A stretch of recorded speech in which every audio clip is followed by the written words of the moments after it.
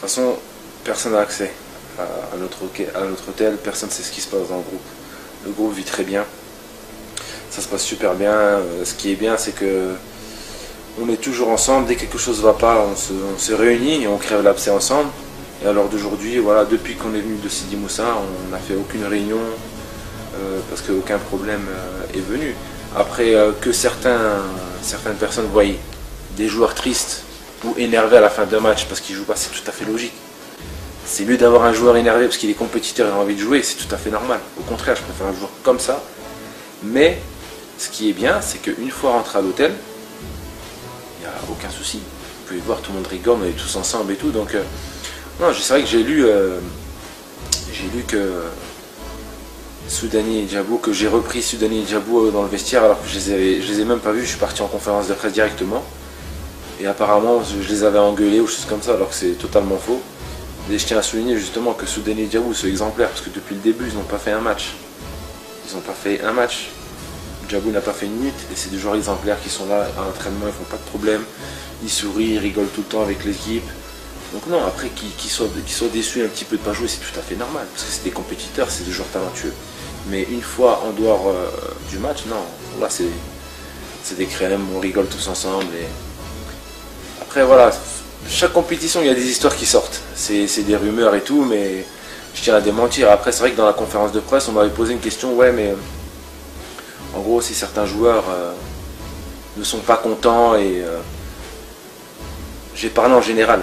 J'ai dit, dans n'importe quelle équipe du monde, si tu as des joueurs qui sont pas contents sur le coup, il n'y a aucun souci. Une fois qu'ils rentrent à l'hôtel, qu'ils commencent à foutre le bordel, qu'ils commencent à faire la zizanie, bien sûr que ces gens-là sont dangereux. Mais c'est ce qui n'est pas le cas en équipe nationale. En équipe nationale, dès qu'on finit le match, tout va bien. Donc, en général, quand un joueur n'est pas content, et qui met le groupe en péril, c'est-à-dire qui vient, il fout la main, qui vient... qui fout la zizanie. Qui fout la zizanie. C'est normal, n'importe quel entraîneur du monde, il dira, t'es pas content, tu pars. Et rien n'est plus important qu'une équipe. Mais, alhamdoulilah, dans cette équipe, il n'y a aucun souci. Moi, je parlais en général. Et voilà, après, non, faut pas. C'est pas parce qu'il y a une défaite qu'on remet tout en cause. Je me rappelle que quand j'ai commencé en équipe nationale, 2004, après 2004, j'ai intégré l'équipe A. 2006, on ne s'est pas qualifié en Coupe d'Afrique. 2008, on ne s'est pas qualifié en Coupe d'Afrique.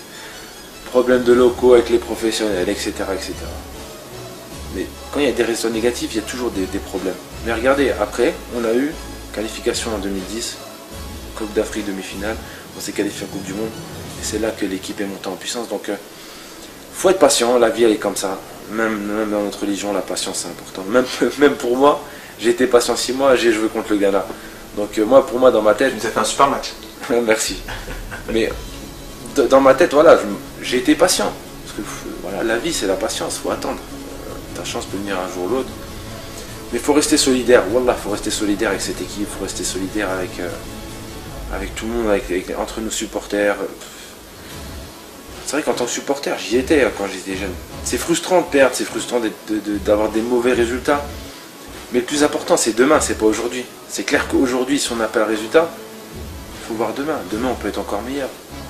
Donc, voilà, peut-être que certaines personnes diront, ouais,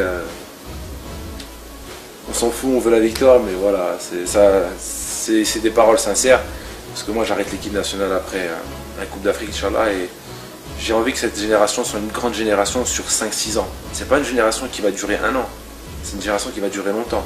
Et c'est une génération très fragile, parce qu'elle n'a jamais connu l'échec. Donc c'est pour ça, dans l'échec, il faut absolument qu'on soit solidaire, les supporters, toute la fédération, tout le monde. Parce qu'il faut voir là, il faut voir aujourd'hui. Voilà. Parfait. Pour le prochain match contre le Sénégal, tu la sens comment? Prochain match, une finale pour le Sénégal, pour nous, pour le Ghana, pour l'Afrique du Sud. Aucune équipe s'est qualifiée sur les 2 matchs, donc ça montre que la Coupe d'Afrique est très, très, très délicate. Elle est épuisante. La Coupe d'Afrique c'est très épuisant, donc là ça fait quasiment, on dirait ça fait 1 mois et demi, 2 mois qu'on est là. Donc tellement qu'on est dedans enfermé avec la chaleur, les terrains et les matchs. Mais Inch'Allah, j'espère que surtout tout donner. Ne pas avoir de regrets, se lâcher, parce que je sais que les supporters, si tu donnes tout, si tu joues ton jeu, si tu te lâches, même si tu te transcendes, que tu gagnes ou tu perds, ils sont toujours là. Donc, transmettre ce message, se lâcher, ne pas avoir de regrets. Inch'Allah. Et puis après, j'espère qu'on défilera pour la qualif, pour le quart de finale, Inch'Allah. Un petit message pour les supporters algériens qui sont en direct avec nous. Un petit message, salam alaikum, et j'espère qu'on vous rendra heureux parce que je me mets à votre place. Derrière un écran, c'est stressant et je sais que quand on gagne, ça vous donne du bonheur, quand on perd, ça vous rend triste, mais on fait le maximum, Inch'Allah.